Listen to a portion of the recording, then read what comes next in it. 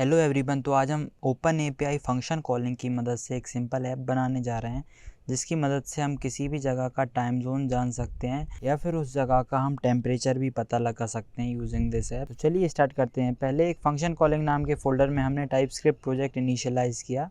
Then हमने एक index.ts file बनाई, जिसमें कि हम क्या कर रहे हैं, पहले एक HTTP सर्वर बनाएंगे।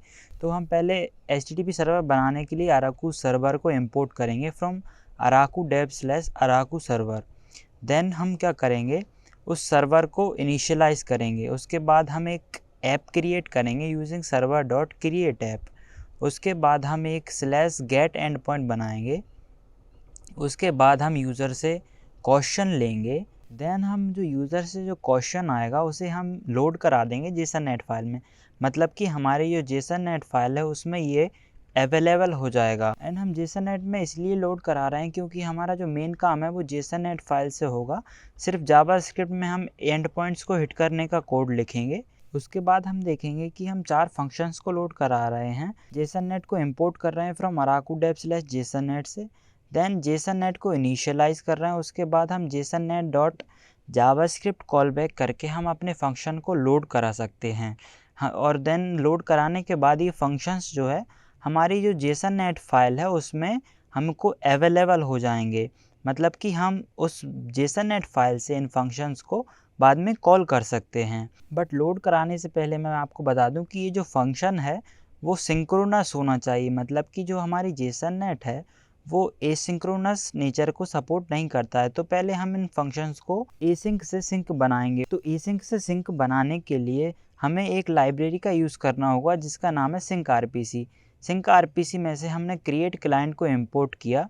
ये क्रिएट क्लाइंट एक फंक्शन है जो कि क्या करता है, एक फाइल का पाथ लेता है जिस फाइल में हमारा फंक्शन है। मतलब कि आप यहाँ पे देखेंगे लुकअप टाइम या फिर ये 4 फाइल्स हैं जिसमें हमारे 4 फंक्शंस हैं। ये हर एक फाइल एक फंक्शन को एक्सपोर्ट करती है एंड देन उस फाइल का पाथ हम इसको देते हैं क्रिएट क्लाइंट को।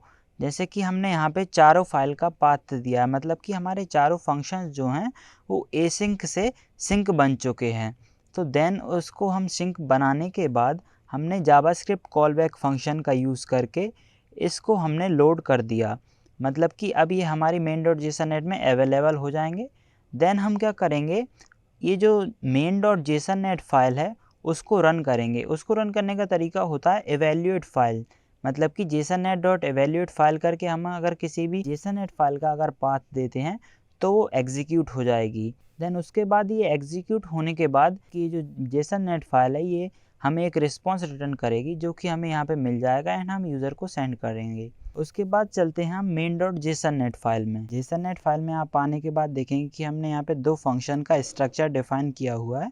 जैसे कि हमारे फंक्शंस का नाम क्या होगा, देन वो क्या करेंगे एंड देन उनको कौन से पैरामीटर्स की ज़रूरत होगी। एंड ये जो फंक्शंस का एरे है ये हम ओपन एपीआई को भेजेंगे जिससे कि वो पता लगा सके कि यूज़र का प्रॉम्प्ट क्या है एंड कौन से फंक्शन को रन करना है, जो कि हमने यहाँ से लोड किया था एक्सटर्नल स्ट्रिंग करके।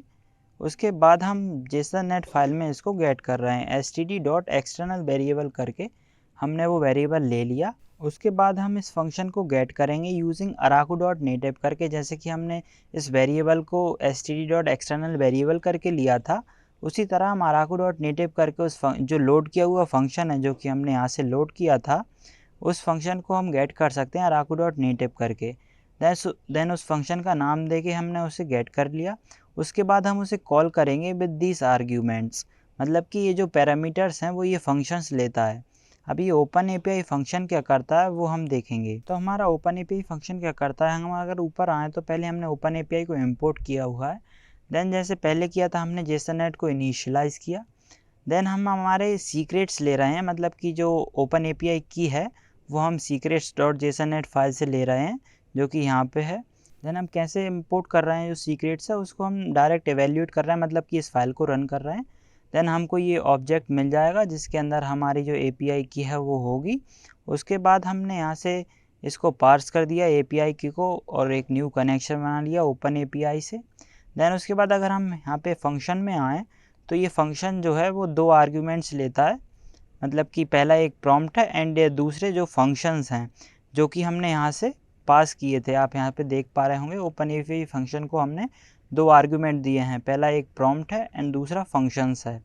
उसके बाद वापस आते हैं तो देखते हैं हम यहाँ पे, उसके बाद हमने चैट विद फंक्शंस को कॉल किया, जो कि क्या करता है, यूज़र का प्रॉम्प्ट लेता है जो कि हम यहाँ से दे रहे हैं, जो कि टेम्परेचर हो सकता है या फिर टाइम जोन हो सकता है। उसके बाद हमने यूज़र का प्रॉम्प्ट पास किया एंड देन हमारे फंक्शंस कॉल कर दिए, मतलब कि ये जो आर्ग्यूमेंट है फंक्शंस, जो कि हम मेन डॉट जेसननेट में से पास कर रहे हैं, मतलब कि ये दोनों फंक्शंस, एक लुकअप टाइम एंड एक लुकअप वेदर। जैसे ही हम ओपन एपीआई को हिट करेंगे, ये क्या करेगा, ये जो प्रॉम्प्ट के बेस पे किसी एक फंक्शन को सिलेक्ट करेगा एंड देन हमको ये रिटर्न कर देगा उस फंक्शन का नाम एंड देन उसके जो आर्ग्यूमेंट्स हैं वो। उसके बाद हम देखेंगे कि अगर हमारा कंटेंट नल है तो हम हमारे फंक्शंस को मैच कराएंगे और उनको रन कर देंगे।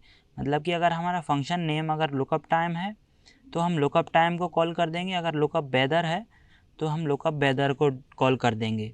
देन हम देखेंगे कि ये लुकअप टाइम और लुकअप वेदर क्या करते हैं। पहले हम लुकअप टाइम के अंदर जाएंगे, तो अगर हम इसमें देखेंगे तो ये फंक्शन किसी भी एक लोकेशन की टाइम जोन हमें रिटर्न करता है एंड देन हम using this library movement time zone करके उस टाइम जोन को हम हमारे फॉर्मेट में कन्वर्ट करके रिटर्न कर देते हैं। देन हम देखेंगे लुकअप वेदर, अगर हमारा लुकअप टाइम फंक्शन नहीं है तो हम लुकअप वेदर को देखेंगे। देन ये लुकअप वेदर फंक्शन क्या करता है, सिंपल एक रैपिड एपीआई को कॉल करता है, जो कि हमारी रैपिड एपीआई की लेता है, जो कि हम सीक्रेट्स डॉट जेसननेट से लोड कर रहे हैं, जो कि हमने पहले भी ओपन एपीआई में किया था। देन ये फंक्शन एक लोकेशन लेता है, जिस लोकेशन के बेस पे देन ये सिंपल एक स्ट्रिंग रिटर्न करता है वेदर फोरकास्ट, जिसमें लोकेशन होगी current temperature, condition and low today and high today, मतलब कि टेम्परेचर कितना नीचे तक रहा एंड कितना हाई। देन उसके बाद हम क्या करेंगे, एक ओपन एपीआई चैट फंक्शन को कॉल करेंगे, जो कि ओपन एपीआई को कॉल करता है, जिसमें कि हम कंटेंट देते हैं समराइज द फॉलोइंग इनपुट और प्रॉम्प्ट। और ये प्रॉम्प्ट क्या होगा, और ये प्रॉम्प्ट होगा हमारा जो कि हम यहाँ से रिटर्न कर रहे हैं, मतलब कि ये जो लॉन्ग स्ट्रिंग है इसको समराइज करने के लिए हम इस फंक्शन को कॉल कर रहे हैं एंड देन जो भी रिस्पॉन्स आएगा उसको हम रिटर्न कर रहे हैं। एंड देन लास्ट में हम चेक कर रहे हैं कि अगर हमारा ये कंटेंट आ चुका है तो देन हम उस कंटेंट को डायरेक्टली रिटर्न कर देंगे। देन हम इसको रन करके देखेंगे, इसमें हम जेसननेट यूज़ कर रहे हैं इसलिए हमें को इस कमांड का यूज़ करना पड़ेगा। उसके बाद हमारी index.js फाइल का पाथ दे देंगे हम। देन चलिए स्टार्ट करके देखते हैं। देन ये चल गया। जैसे ही हम इस एंड पॉइंट को हिट करेंगे, जिसमें कि क्वेश्चन होगा पेरिस टाइम या फिर हम पेरिस टेम्परेचर दे के देखेंगे, तो आप देख सकते हैं ये चल गया है।